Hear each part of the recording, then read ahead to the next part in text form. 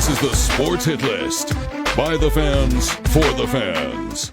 Hello everybody, welcome back to Pro Wrestling What Ifs right here on the Sports Hit List by the fans, for the fans. I actually remembered to do it this time. As always, I'm your host, the Outlaw of Long Island, Zach Droll. I'm here, joined by my panel of guests. First off, we have Matt of the Geek Nation podcast. What's going on? I'm glad to be back. Yep. Hey, it seems like episode 2 didn't flop, so I still have a contract here. That's good. Underneath me, we have Just Clint. Still Just Clint as of right now, not until anything comes out, right?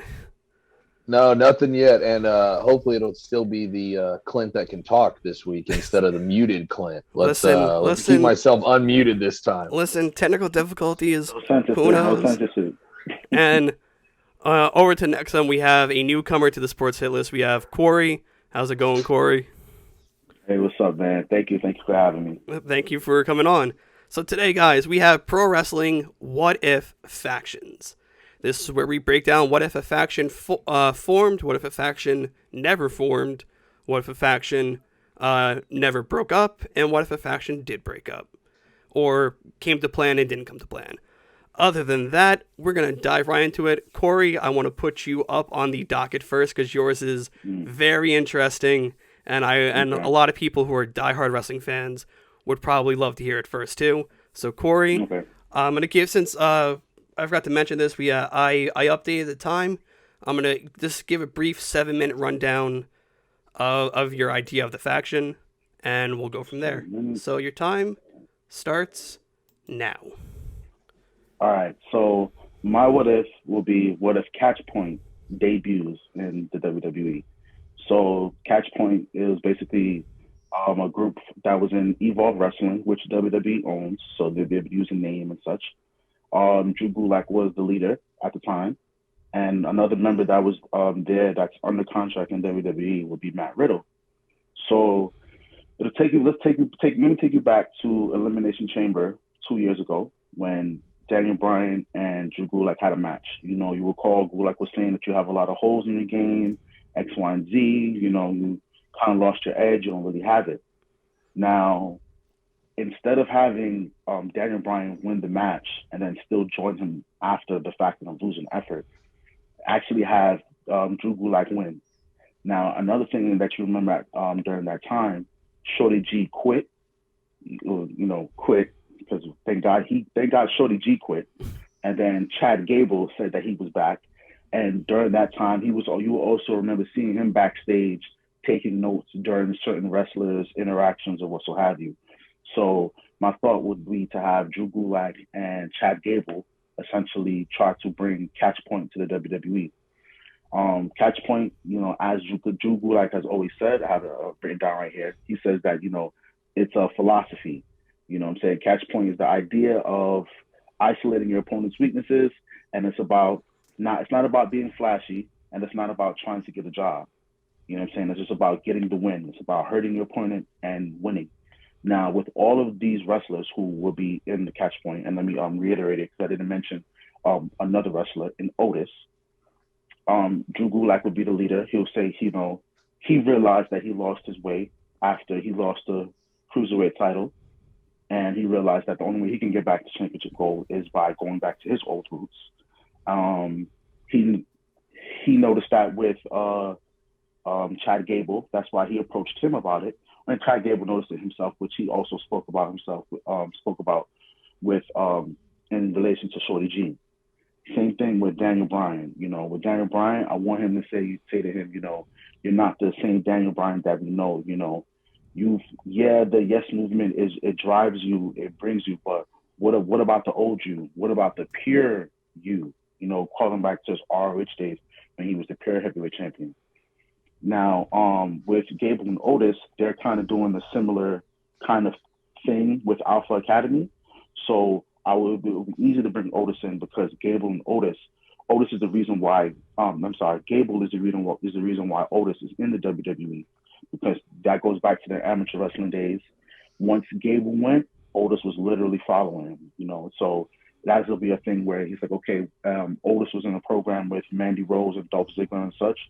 So you can say, okay, well, look at what you're doing. Like, you know what I'm saying? You're trying to impress women. You're not winning matches with a tag team partner. You know what I'm saying? You're doing belly rolls and belly flops and the worm and all that stuff. But this is not why you're here. You know what I'm saying? You need to refocus, which is kind of what Chad Gable is already saying to Otis now. But that'll just be the best way to tie them and to bring them in together. And he's the last piece. The one thing about Riddle and Evolve, it was, you know, as you see, he does his own thing.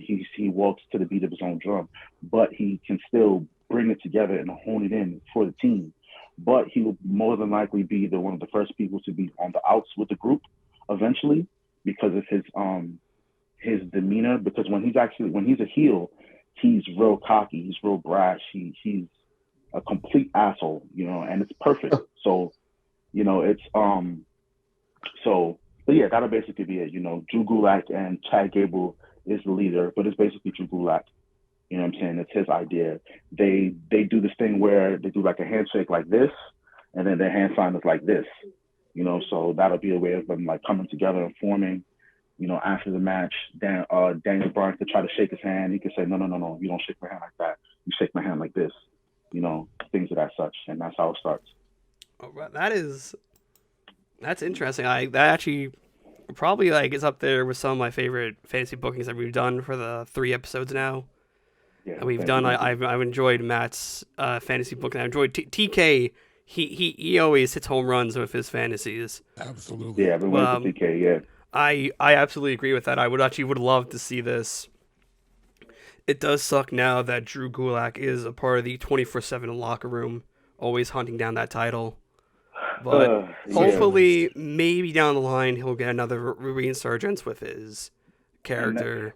And it's funny, not to cut you off, but it's funny because the WWE knows what they have because Drew Gulak trains wrestlers on the back end. Drew Gulak, he trained Bad Bunny. Mm-hmm. He was training, I want to say, Rey Mysterio's son. He was helping out with them. It was him and Adam Pearce.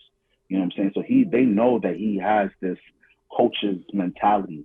So all you have to do is just let that character speak on TV, you know? Yeah. Like I thought they were, but hey. All right. And now, next up on the docket, I'm gonna save the best for last. Matt, you're gonna head up last. I'm gonna save the best for last. I appreciate Clint, it. That's my one. That's my one. Clint, because it seems that we've gone full circle with Evolution for you, right? No, I think I'm going to do the women. I know I was going to do Evolution, but I'm going to do the women just because I think we can have better conversation with it. All right. So, do you want me to start? Wait, your time for it starts now. Okay, I'm unmuted, right? Am I good? I can hear you loud and clear. Great. Perfect. So, so the 4 horsemen. So Charlotte, Becky, Bayley, Sasha. If they ever came together and actually did the women's 4 horsemen, where would that have been? Because all we saw for it seemed like 10 years was just Charlotte versus Becky, Becky versus Bayley, Bayley versus Charlotte, Sasha versus everybody. Yeah. Sasha having a title for 4 days and then losing it, and then this and that and the other. So if them 4 could have come together with when Rousey came in, and now you have the Lacey Evans, you've got Tamina, you've got Natty, you've got these other people who can wrestle. Like, imagine having those 4 together to hold the Raw, the women's, and the tag all together. I mean, you could have them split up, or you could just have the tags and then one of the women's, and then you have Becky be the mouthpiece or somebody be the mouthpiece, because all 4 of them can talk. Yeah. So the dominance of that faction would have just been like huge. I mean, it really would have been huge, and they still were huge because they all held titles at different times and for long runs. But having those 4 together and having those 4, and you have a tag team, then you have the other 2 just standing ringside. I mean, nobody's going to be able to do anything, and just the domination that they could have had would have just been. I mean, the bookings could have been great. And instead they turn into 6-month-long feuds that just flip titles back and forth over terrible matches. And I feel like Becky came out of it great just because of Nia punching her in the face. I mean, that's the reason Becky is who she is, right? Charlotte, she can wrestle, don't get me wrong. I think she might be the best wrestler of the 4, but she's got flair attached to her. Bayley just came into her own now that she cut her ponytail off, and Sasha, is Sasha. So having those four together, I think it would have been great. I mean, I don't know what you guys think. I'm not going to get long-winded about it. I want to hear what you guys think about it too. But I think it would have propelled the women's evolution if you would have had those four headlining in three big matches, the tag match and then the two championship matches. I think it definitely could have helped the women instead of them just burying people over and over and over again. I like that, but personally, I wanted to see a different mix. Because to me, you can't justifiably do a horsewoman, and if you're going to call it a horsewoman, like if you're going to have a stable of four and it be modeled after the horsemen, but not call it the horsewomen, then that works. But if you're going to say these are the four horsewomen, I would have wanted Charlotte, and I would have wanted Tessa Blanchard when she was in NXT. Okay. Because it's not the horsewomen without a Flair and a Blanchard. And then I would have kept I probably would have pulled Natty into there because of legacy of the Hart family, and then probably Becky Lynch. And then I would have taken Ronda with Blair and with Bailey and Banks, and pulled in a fourth with them. Because then you would have had two really balanced factions. One, the historical legendary names, the other one, the young upstarts. And then they're the top bookings, and they're the ones battling over the titles and telling your major stories. And you've got, then you'll have Natty as the main worker for the horsewoman because she can outwork and wrestle with anybody.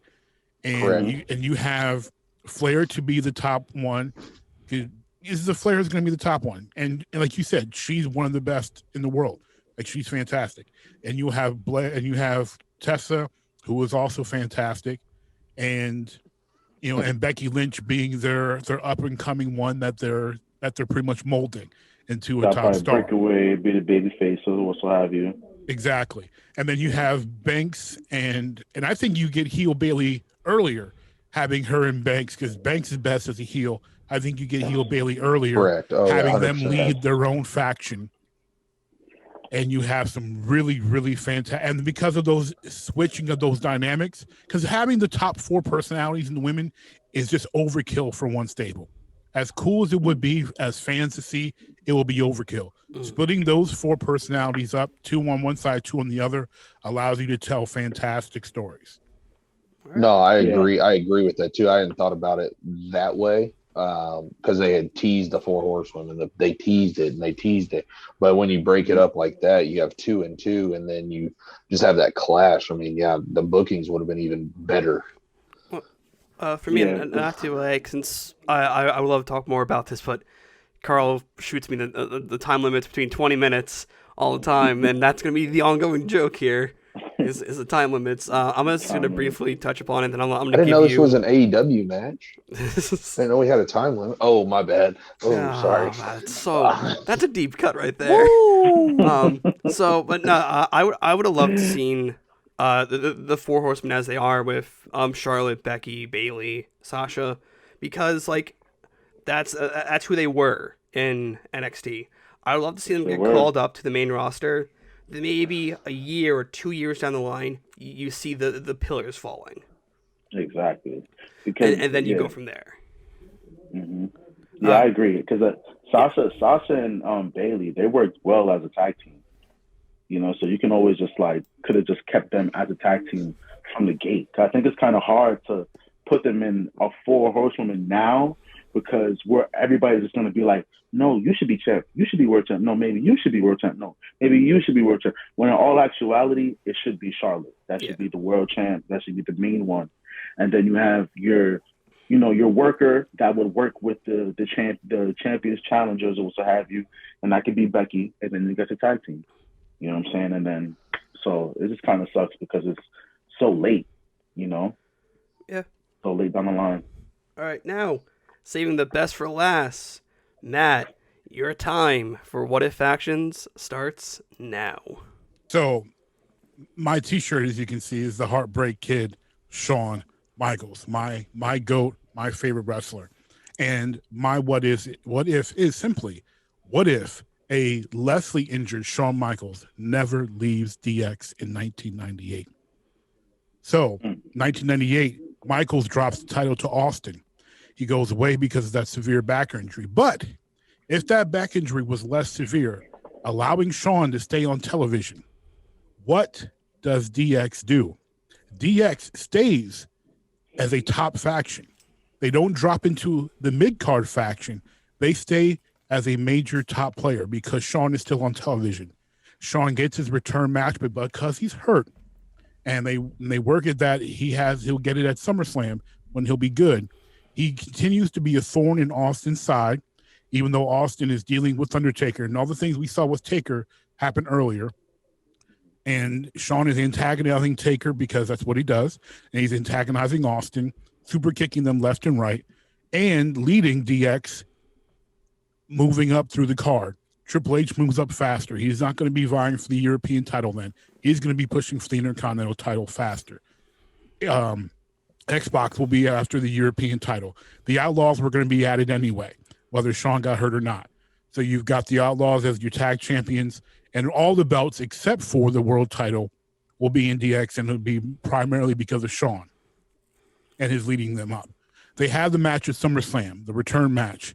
Obviously, Austin retains, but it builds up for but that will be the last shot that he gets because of the return. He wants another shot.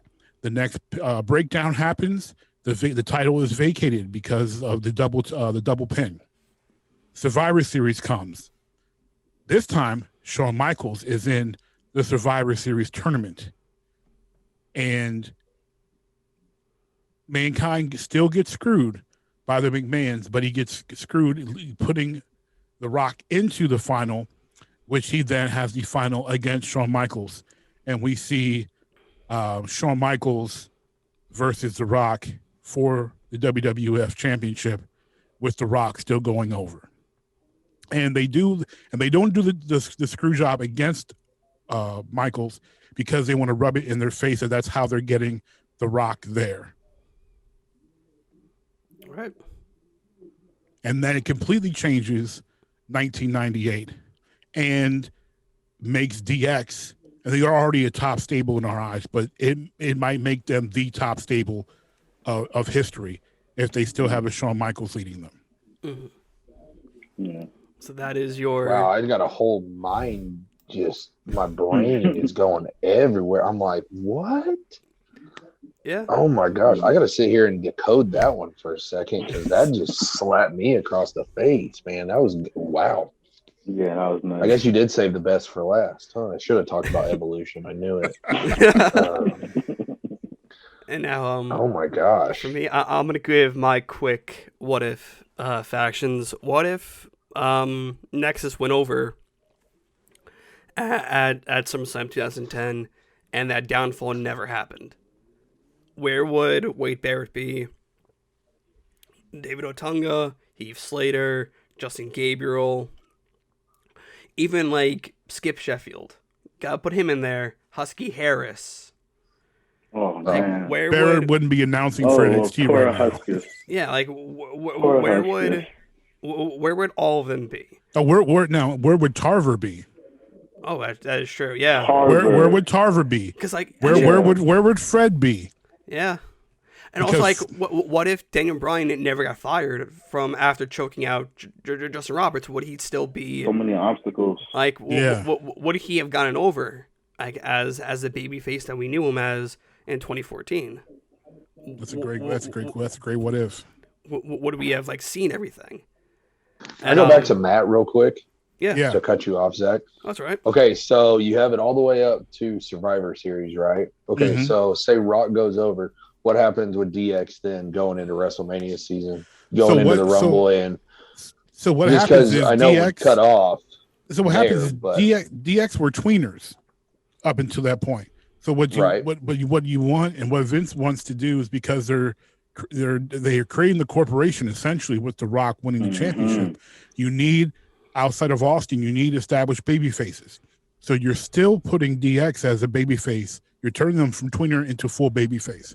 So having The Rock go over Shawn, and by screwing Mankind the way they screwed, with the Montreal Screwjob wannabe, you're completely making DX and Shawn Michaels your complete secondary babyface now. So, gotcha. Okay. So, question. So, are you saying that you would you would screw Mankind so that it's revealed that The Rock is working with the corporation from then, or would you do it? Because and I would. They wouldn't be revealed until the very end that The Rock was their choice. But instead of the celebration, that they have afterwards, when they screw Mankind with The Rock putting him in the sharpshooter, The Rock pretends like Shawn pretended he had no idea. The Rock pretends like he has no idea what's going on. He's just reaping the benefits and he's moving forward. Mm-hmm. And then at the end, after The Rock goes over, and there'll be some fight shenanigans, but The Rock goes over, and then he embraces McMahon, and it's revealed that he was a part of it all along.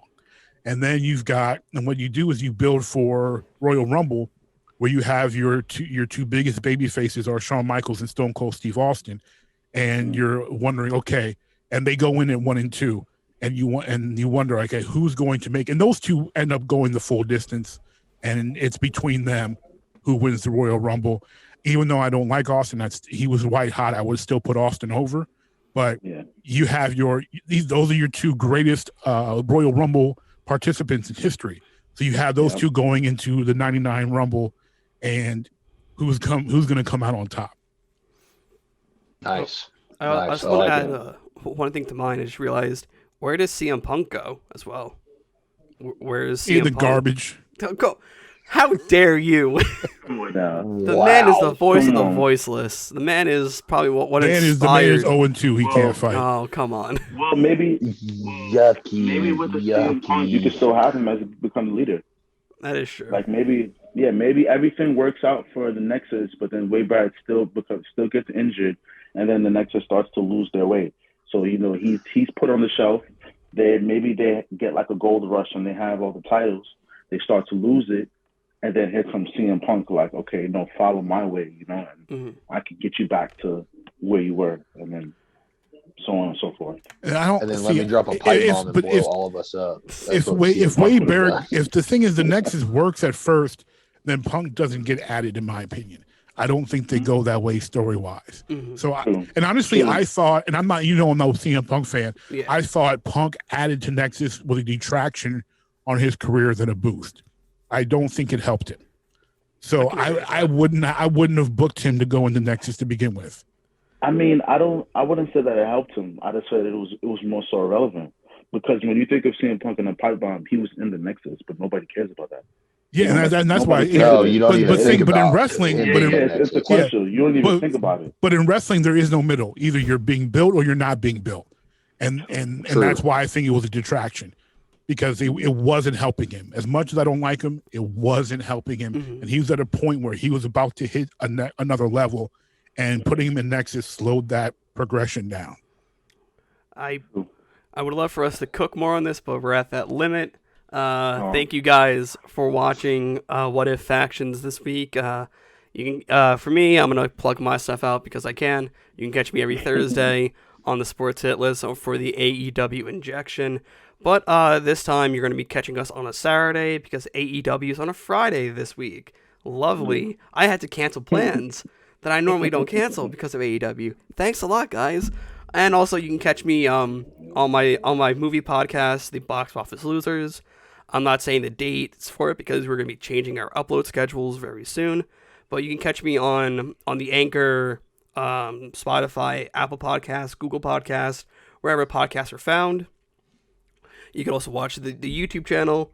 That's where I upload the video formats for it. But other than that, Matt, pimp out your stuff real quick.